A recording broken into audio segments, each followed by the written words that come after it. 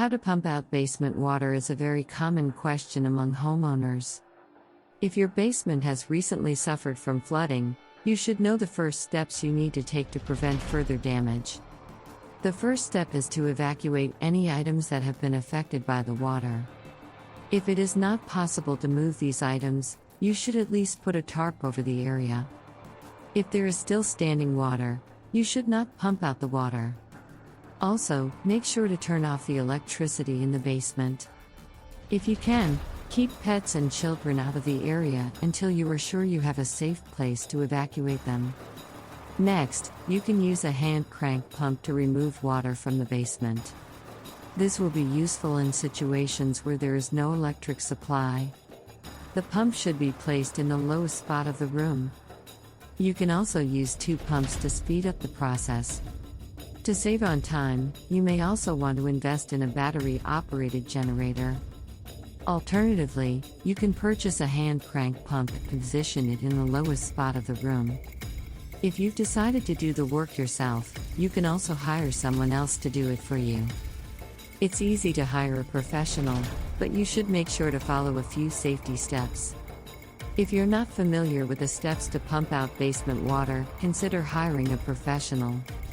While a good sump pump will keep your basement safe from flooding, you should always be sure to get the best equipment for the job.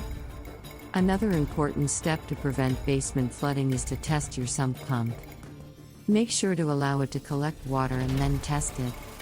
When you're confident that the system is working, allow it to do its job. When it's safe, it will be able to get rid of the water more effectively than a manual pump. After the water has been pumped out, you should dry your basement thoroughly. If the basement is over a foot of moisture, you should contact a professional to remove the water from the property. When it comes to the most effective way to pump out water from a basement, you should choose a sump pump. This is a very effective option, but it can be costly. It's best to buy an expensive one and use it for years. If you are unsure of which one to buy, you should wait 24 hours before buying it. The water level will rise overnight. Then, you can start the cleanup. In addition to a pumping service, you should consider the type of water that is in the basement.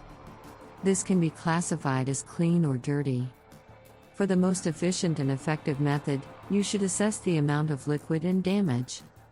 If the water is dirty, you may need to hire a disaster mitigation specialist to do it. The most common type of sump pump is a pedestal. The latter is more expensive, but is the more durable one. After the flood, you should wait until the water level has drained out of your basement. If the water level has been decreasing over a few hours, you can increase the amount of water that you pump out each time. However, if the water is getting too deep, it is best to contact a professional for help. If the water is too deep, you should get a submersible pump, but if the water is only a few inches deep, you can use a wet/dry vacuum. Once you have pumped out the water, you should clean the surfaces and replace any damaged materials. It is important to replace any damaged materials immediately. In some cases, the floodwater may have redirected a river or a septic system. If this is the case, it is better to use a sump pump than a drain that is not working effectively. In both cases, you should hire a professional to perform the job.